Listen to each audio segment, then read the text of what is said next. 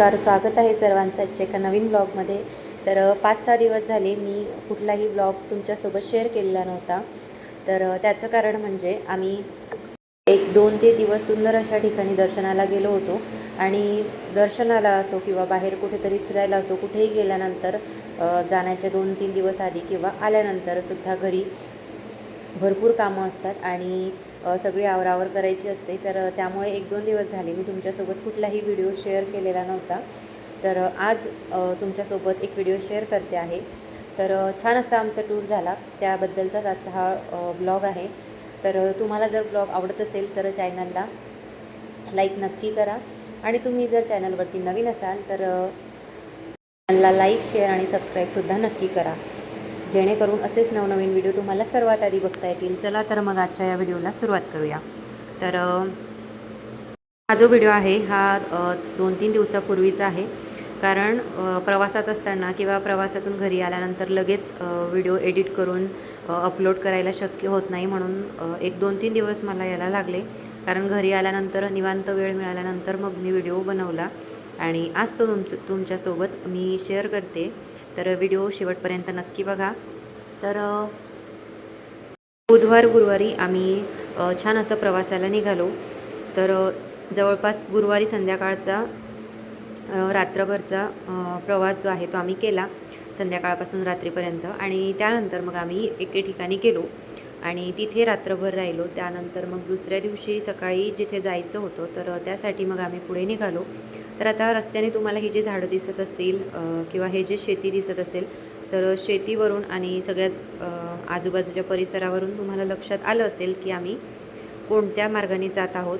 तर ज्यांना ज्यांना माहिती असेल त्यांनी कमेंट करून नक्की सांगा. तर रात्रभराचा प्रवास झाल्यानंतर मग सकाळी छान असं तयार होऊन आम्ही परत पुढच्या प्रवासाला निघालो. तर निघताना वाटेमध्ये बरीचशी अशी वेगवेगळी झाडे झुडपे पाहायला मिळाली. वेगवेगळी नवीन जागा बघायला मिळाली. बरेचसे मंदिरं आम्ही बघितले. तर छान असं मंदिरांचं दर्शन करत आणि वेगवेगळ्या नवीन जागा बघत आम्ही निघालो. तर असा एखादा टूर हा वर्षातून एकदा आपण नक्की करायला पाहिजे. कारण आपल्यालासुद्धा त्याने छान असं फ्रेश वाटतं आणि मुलांनासुद्धा तितकाच आनंद मिळतो. कारण कुठे बाहेर जायचं म्हटलं की मुलांना तर खूप आनंद होतो, जसा की माझ्या मुलाला होतो. आणि त्याला कुठे बाहेर जायचं म्हटलं, कुठल्या कार्यक्रमाला जायचं म्हटलं की त्याला आनंद होतोच. त्यामुळे हीच नाही तर प्रत्येक ट्रिप त्याच्यासाठी जी आहे ती खूप खास असते. तर त्यामुळे तो आता प्रवासाला निघाल्यापासून ते अगदी शेवटपर्यंत न थकता न चिडचिड करता छान असा एन्जॉय करत होता. कारण त्याला प्रवास करायला खूप आवडतं. तर छान असा प्रवास करत आम्ही पुढे जात होतो आणि वाटेने भरपूर अशा नद्या, डोंगर, परिसर जे आहे ते वेगवेगळे बघायला मिळाले. तर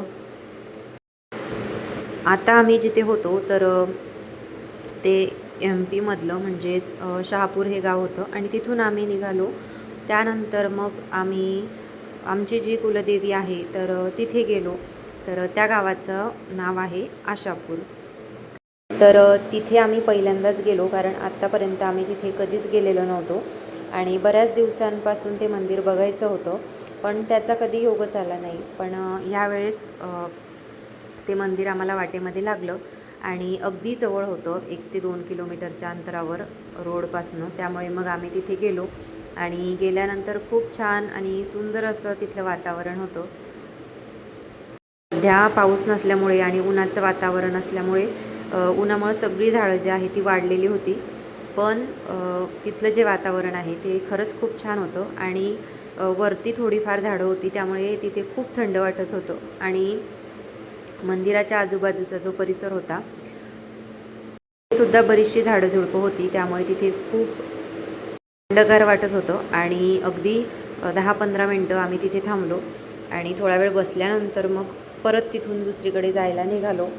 तर त्या मंदिराजवळ जाताना सुद्धा आम्हाला अशी काहीतरी वेगवेगळी बैलगाडी आणि वेगवेगळी बरीचशी ठिकाणं दिसली, जे की तरी आपण बघतो. तर बैलगाडी बघितली तर मुलांना त्याचा खूप आनंद झाला, कारण मुलांनी बैलगाडी जी आहे तर ती बऱ्याच वेळा बघितली आहे, पण ते त्याच्यावरती कधी बसले नाही. आता आपण जेव्हा लहान होतो तेव्हा आपल्याला गावाकडे प्रत्येकाकडे बैलगाडी ही असायची. आपण त्याच्यावर एकदा तरी बसलेलो आहोतच. प्रत्येकजण बैलगाडीवरती एकदा तरी बसलेला आहे. पण आताची जी पिढी आहे ती बैलगाडीवरती कधी बसलेली नाही आणि जरी कधी बसायला मिळत असेल तर ते एखाद्या जे आपण हुरडा पार्टीमध्ये जातो किंवा आणखी एखाद्या नवीन कार्यक्रमामध्ये जातो तिथे जर असेल तर त्या ठिकाणी मुलांना बसायला मिळतं.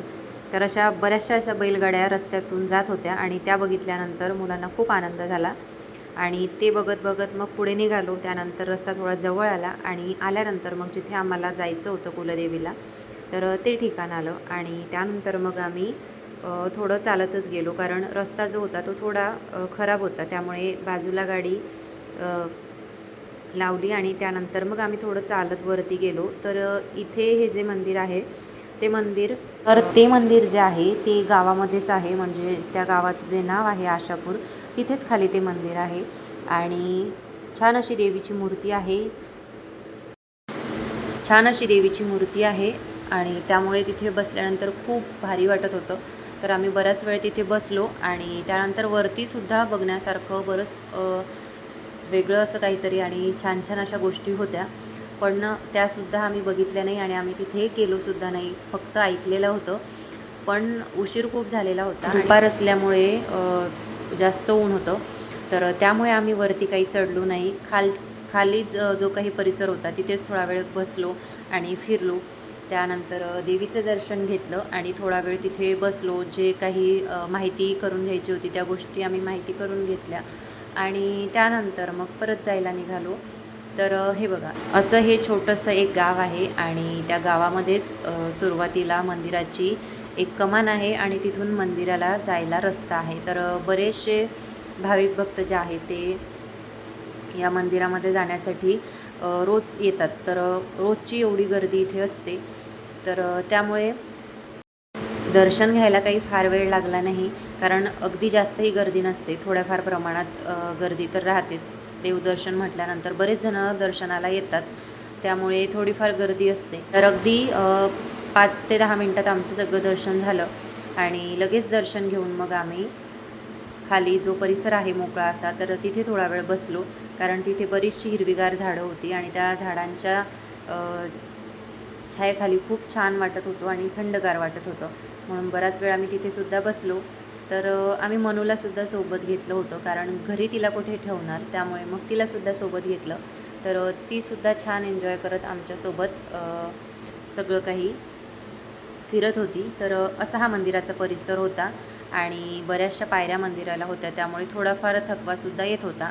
पण मुलं न थकता न कंटाळा करत सगळ्या पायऱ्या ज्या आहेत त्या चढत गेले आणि त्यानंतर मग आम्ही मंदिरापर्यंत पोहोचलो. तर जवळपास 10 ते 15 मिनटं लागतात सगळ्या पायऱ्या चढायला आणि पायऱ्या थोड्या लांब असल्यामुळे बराचसा वेळसुद्धा जातो. तर आपल्यावरती आहे, आपण जेवढ्या लवकर चढू तेवढ्या लवकर आपण मंदिरापर्यंत पोचतो. तरी देखील आम्हाला 10 ते 15 मिनटं मंदिरापर्यंत पोचायला लागले आणि 10-15 मिनटात आम्ही मंदिरापर्यंत पोचलो आणि मग नंतर छान असं देवीचं दर्शन घेतलं. तिथले जे महाराज आहे त्यांनी माहिती सांगितली. नंतर तिथेच बाजूला थंडगार पाण्याचं टाकी वगैरे भरलेली होती, तर तिथलं पाणी आम्ही पिलो आणि तिथेच थोडा वेळ बसलो.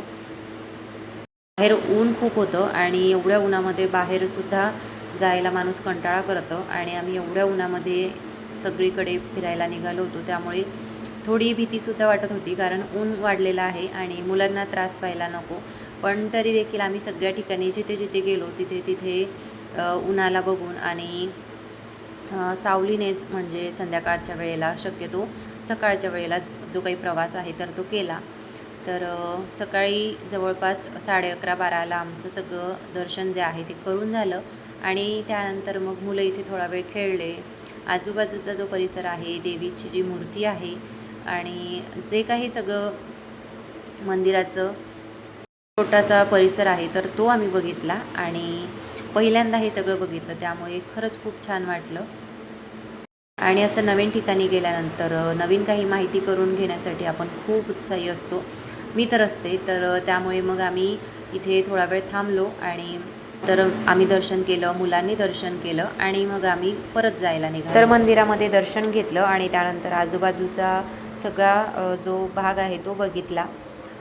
थोडा वेळ तिथे बसलो आणि मुलांचंसुद्धा खेळणं झालं, कारण मुलांना मोकळ्या जागेमध्ये खेळायचं असतं आणि उन्हामध्ये खेळायचं म्हटलं की ऊन लागण्याची सुद्धा भीती असते. त्यामुळे थोडा वेळ त्यांना तिथेच सावलीमध्ये खेळू दिलं आणि त्यानंतर आम्ही परत जायला निघालो. आता ह्या पायऱ्या चढताना जेवढ्या कठीण आणि थकवा देणाऱ्या असतात, तेवढ्याच उतरताना त्या आरामदायकसुद्धा वाटतात. कारण उतरताना एवढं नाही वाटत जेवढं पायऱ्या चढताना आपल्याला जड जातं. पण ठीक आहे, देवीच्या दर्शनाला आपण जातो किंवा कुठल्याही देवांच्या दर्शनाला आपण जेव्हा जातो तेव्हा पायऱ्या चढताना आपल्याला फारसा कंटाळा येत नाही, कारण देवांचं दर्शन घेण्यासाठी जातो आपण, त्यामुळे उत्साहानेच जातो. पण मुलं मात्र कंटाळा करतात, त्यामुळे मुलांना उतरताना खूप छान वाटतं आणि चढताना थोडाफार त्रास होतो. पण चढतानासुद्धा मुलं आवडीने चढले आणि कंटाळा न करत न थकता ते चढले. थोडाफार वेळ थांबले, पण तरी देखील ते छान असे चढले आणि दर्शन वगैरे घेतलं त्यांनी. तर दर्शन करून झालं आणि त्यानंतर मग आम्ही परत पुढे जायला निघालो. तर पुढे वाटेमध्ये आम्हाला भरपूर अशी नवीन नवीन ठिकाणं बघायला मिळाली आणि ह्या रस्त्याने आम्ही पहिल्यांदाच जात होतो, त्यामुळे बरीचशी वेगवेगळी ठिकाणं बघायला मिळाली. तर आता मस्त असा रस्त्याचा आनंद घेत आम्ही निघालो आणि वाटेमध्ये भरपूर असं थंड पेय आम्ही पिलं, कारण आता सध्या ऊन खूप जास्त आहे आणि बाहेरचं काही खायचं म्हटलं की बाहेर तर सगळं मसाल्याचं तेलकट वगैरे असं सगळं असतं. त्यामुळे आम्ही काय केलं, आम्ही काकड्या असतील किंवा कैरी असेल किंवा आणखीन कुठले फळं असतील, ते फळं वगैरे जे आहे ते घेतले आणि तेच आम्ही खाल्ले. कारण भाजी असेल किंवा पोळी असेल, पोळी तरी आपण एखाद्या चटणीसोबत वगैरे असं खाऊन घेतो, पण भाजी तर मसाल्याची असते आणि जरी करून घ्यायचं म्हटलं तरी 2 ते 3 दिवसाचा प्रवास असला की घरून तरी किती करून घेणार. त्यामुळे मग बाहेरचंच खावं लागतं आणि मग बाहेरचं जर खायचं नसेल तर मग हाच एक पर्याय असतो. तर त्यामुळे आम्ही संपूर्ण प्रवासभर ह्याच सगळ्या गोष्टी केल्या. आम्ही फक्त कैरी, काकडी किंवा लस्सी वगैरे जे काय असेल ते सगळे फ्रूट्स आणि थंड पेयच घेतले आणि तेच आम्ही पिले. त्यामुळे काय होतं, उन्हामुळे जास्त त्राससुद्धा झाला नाही आणि मुलांना जास्त थकल्यासारखं सुद्धा वाटलं नाही किंवा आपल्यालासुद्धा जास्त थकल्यासारखं वाटत नाही. असं बघा, मधून हा असा चेहरा करायचा, तर त्याचे 1-2 व्हिडिओ मी काढून घेतले आणि जेव्हा केव्हा मी त्याचा व्हिडिओ करायला जायचे तर तेव्हाच तो असं तोंड वाकडं करून व्हिडिओमध्ये दाखवायचा. तर 2-3 त्याच्या अशा क्लिप मी काढून घेतल्या आणि त्यानंतर मग पुढे आम्ही प्रवासाला निघालो. तर असं थांबत थोडा वेळ एखाद्या सावलीमध्ये किंवा झाडांच्या छान अशा मोकळ्या वातावरणामध्ये आम्ही थोडा वेळ थांबून हा सगळा प्रवास जो आहे तो केला. कारण प्रवास थोडा लांबचा होता आणि लांबचा प्रवास म्हटला की थोडीफार दगदग किंवा त्रास जो आहे तो होतोच. पण ठीक आहे, थोडं थांबत आम्ही गेलो आणि त्यामुळेच मग सगळा रस्ता जो आहे तो व्यवस्थित पार पडला आणि सगळ्या गोष्टी छान झाल्या. तर हा सगळा प्रवास करत असा आम्ही जात होतो आणि मध्ये बऱ्याच ठिकाणी बरेचसे खाण्यापिण्याचे सामान जे आहे ते आपल्याला दिसतातच आणि काही घ्यायचं म्हटलं की बऱ्यापैकी तेलकट तर असतातच. तर जेवढे तेलकट असले तेवढेच ते आवडणारे सुद्धा असतात. तर हे केळीचे चिप्स होते आणि हे तर सगळ्यांना आवडतात. भलेही ते खूप तेलकट असतील पण ते खायला खूप छान लागतात. त्यामुळे मग आम्ही थोडेफार ते घेतले आणि घेतल्यानंतर लगेच काही खाल्ले नाही, कारण बऱ्यापैकी असे काही तेलकट पदार्थ घेतले की मग ते मी घरी आणते आणि घरी आणल्यानंतरच मुलांना देते, कारण प्रवासात त्यांचा त्रास मुलांनासुद्धा होतो आणि आपल्यालासुद्धा होतो. त्यामुळे हे चिप्स आम्ही घेतले आणि हे चिप्स घेण्याचं कारण हे की या भागामध्ये हे चिप्स बऱ्यापैकी विकले जातात आणि खूप छान स्वस्तही पडतात. त्यामुळे मग मी ते घेतले आणि परत पुढे जायला निघालो. तर पुढे जाताना मग वाटेमध्ये छान अशी फ्रेश काकडी, कैरी तर ह्या सगळ्या दिसल्या. तर त्या मग एक पाव किंवा अर्धा किलो अशा मी घेतल्या आणि छान त्या दादाकडूनच मी कट करून घेतल्या, कारण आपल्याला प्रवासामध्ये कट वगैरे करण्यासाठी काही नसतं. त्यामुळे मग असंच मी त्यांच्याकडून सगळ्या कैऱ्या आणि काकड्या ज्या आहेत त्या कट करून घेतल्या आणि प्रवासामध्येच मग त्या आम्ही खाल्ल्या. तर असे सगळे फ्रूट्स, काकडी, कैरी जे असेल ते आम्ही खाल्ले आणि त्यानंतर बघा, आता इथे जिथे यायचं होतं तिथे येऊन आम्ही थांबलो. तर तुम्हाला आता इथे कमानीवरती नाव दिसलंच असेल, तर आता माहिती झालं असेल की आम्ही कुठे गेलो होतो. तर छान असं ओंकारेश्वरला आम्ही पोचलो आणि मस्त असा आरामात सगळा प्रवास जो आहे तर तो आमचा झाला होता. तर जवळपास 12-12:30पर्यंत आम्ही तिथे पोचलो आणि त्यानंतर मग गाडी वगैरे पार्किंगला लावली आणि त्यानंतर आम्ही दर्शनाला गेलो. तर आपल्या सगळ्यांना ही गोष्ट माहितीच आहे की ओंकारेश्वर हे मध्य प्रदेशातील खंडवा जिल्ह्यात असलेलं नर्मदा नदीच्या काठावर वसलेलं भगवान शंकरांच्या 12 ज्योतिर्लिंगापैकी अत्यंत पवित्र असं तीर्थक्षेत्र आहे. या ठिकाणी बरेच भाविक भक्त जे आहे ते हजारो लाखो संख्येने रोज येतात. नर्मदा आणि कावेरी नद्यांच्या संगमावर शिवपुरी नावाच्या बेटावर बसलेले हे मंदिर आहे. हे मंदिर ओम या पवित्र अक्षराच्या आकारात नैसर्गिकरित्या तयार झालेलं आहे. त्यामुळे याचा नजारा काही वेगळाच असतो. तर बऱ्याच जणांनी याचं दर्शन केलेलं असेल. मी तरी पहिल्यांदाच गेले होते आणि पहिल्यांदा मी हा सगळा अनुभव घेतला आणि खरंच खूप छान होता. सगळ्या गोष्टी नवीन होत्या. सगळं काही बघण्यात आणि सगळे काही जे काही दुकानं असतील किंवा वेगवेगळे ठिकाणं असतील, नदी असेल, तर हे सगळं बघण्यामध्ये आम्हाला खूप मजा आली आणि सगळ्या गोष्टी आम्ही खूप एन्जॉय केल्या. आणि पहिल्यांदा गेलो त्यामुळे उत्सुकतासुद्धा तेवढीच होती की कसं असेल, काय असेल. तर सगळ्या गोष्टी आम्ही फिरलो, बघितल्या आणि खरंच खूप छान वाटलं. असं नदीतीरी एखादं मंदिर असेल तर ते फक्त आपण एखाद्या फोटोमध्ये किंवा पिक्चरमध्ये, टी व्हीमध्ये वगैरे बघतो. पण हे प्रत्यक्षात बघितल्यानंतर खरंच खूप भारी वाटलं. आणि इथे गेल्या गेल्या मग तिथे ज्या सगळ्या प्रसादाचे जे मावशी वगैरे बसलेल्या असतात तर त्यांनीच एक दिवा आम्हाला दिला. तर तो दिवा घेतला आणि तो नदीमध्ये त्यांनी प्रवाहित करायला सांगितला. तर छान असा दिवा आम्ही प्रज्वलित केला आणि त्यानंतर मग मी तो नदीमध्ये प्रवाहित केला आणि त्यानंतर मुलांनी इथे आंघोळ वगैरे केली आणि मग थोडंसं तीर्थ आम्ही घरीसुद्धा घेतलं. आणि हा जो दिवा मी घेतला होता तर हा मला लावायचा होता, पण इथे मनूला आम्ही बांधून वगैरे ठेवलेलं होतं. तर त्यामुळे मग तिच्यासाठी मी थोडा वेळ थांबले आणि मग दिवा लावण्यासाठी गेले. छान असा मोकळ्या नदीमध्ये मी दिवा जो आहे तो प्रज्वलित करून घेतला आणि त्यानंतर मग मुलांनी आंघोळी वगैरे केल्या आणि मग आम्ही दर्शनासाठी पुढे निघालो. तर इथेच आजूबाजूला छान असे हे टी शर्ट्स किंवा आपण याला इथेच आजूबाजूला छान असे हे ड्रेस सुद्धा टी शर्ट जे आहे तर ते विकण्यासाठी होते. तर ते मी मुलांसाठी घेतले आणि असं नवीन काहीतरी घेतलं की अगदी ते छोटं असो किंवा मोठं, नवीन म्हटलं की मुलांना ते खूप आवडतं.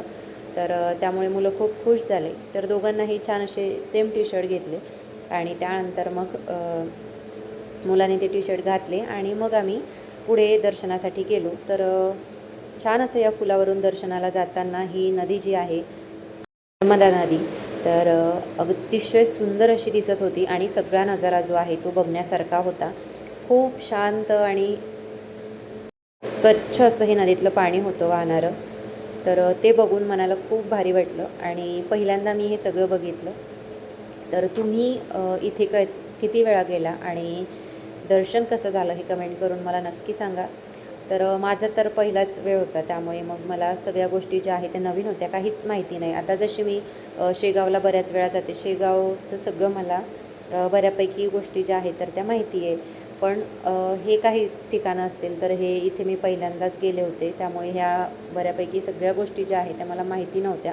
मी फक्त टी व्हीवरती किंवा मोबाईलवरती बऱ्यापैकी बघितल्या होत्या. तर सगळं जे आहे ते खूप छान वाटत होतं. आता दर्शनाला थोडा वेळ झाला आम्हाला, कारण दर्शनाला आम्ही जवळपास 1 ते 1:30 वाजता लाईनमध्ये लागलो. त्यानंतर आमचं दर्शन 5 वाजेपर्यंत पूर्ण झालं, कारण विकेंड होता आणि त्यामुळे सगळ्यांना सुट्ट्या वगैरे असतात. तर सगळेजणं बऱ्यापैकी संख्येने लोकं जे आहे ते इथे दर्शनाला येतात. तर खूप गर्दी होती त्यामुळे मग दर्शनाला थोडा उशीर झाला. तर जवळपास 5 वाजता आमचं सगळं दर्शन झालं आणि दर्शन झाल्यानंतर मग आम्ही बाहेर पडलो. आता बाहेर पडल्यानंतर संध्याकाळपर्यंत मुलांनी काही खाल्लेलं नव्हतं, म्हणजे फ्रूट्स वगैरे खाल्ले होते पण जेवण काही केलं नव्हतं. त्यामुळे आम्ही या छान अशा हॉटेलजवळ थांबलो. तर हे हॉटेल जे आहे ते खरंच खूप भारी होतं. याचं विशेष कारण म्हणजे या हॉटेलमध्ये सगळीकडे म्हणजे जसं आपण कूलर वगैरे लावतो तर त्या टाईपमध्ये त्यांनी अशा पाईपलाईन बनवलेल्या होत्या आणि त्याच्यामधून एकदम छोट्या छोट्या अशा पाईपने पाणी जे आहे तर ते सगळीकडे उडत होतं आणि फॅनसुद्धा आजूबाजूला चालू होते. त्यामुळे सगळीकडे अगदी ए सी सारखं वातावरण जे आहे ते निर्माण झालं होतं. तर आतमधला तर मी व्हिडिओ बनवला नाही, कारण सगळ्यांना खूप भूक लागली होती त्यामुळे सगळ्यांनी पटकन खाऊन घेतलं आणि मग आम्ही परत इथून दुसरीकडे जायला निघालो. तर इथून आम्ही निघालो आणि त्यानंतर पोचलो दर्शनासाठी. तर आता हे ठिकाण कोणतं आहे हे मी तुम्हाला उद्या सांगेल, कारण एकाच व्लॉगमध्ये हे जर सगळं सांगितलं तर आपला व्हिडिओ खूप मोठा होईल. त्यामुळे मग या व्हिडिओमध्ये आता मी तुम्हाला एवढंच सांगते. आता पुढच्या व्हिडिओमध्ये मी तुम्हाला सांगणार आहे की आम्ही दर्शनासाठी कुठे गेलो ते. तर संध्याकाळचा छान असा सनसेट आम्ही बघितला आणि सुंदर असा हा नजारा होता. तर हा बघत बघत मग आम्ही जिथे जायचं होतो तिथे पोहोचलो आणि रात्रीचा छान असा आराम केला. त्यानंतर दुसऱ्या दिवशी सकाळी मंदिरात जायचं होतं, दर्शन घ्यायचं होतं.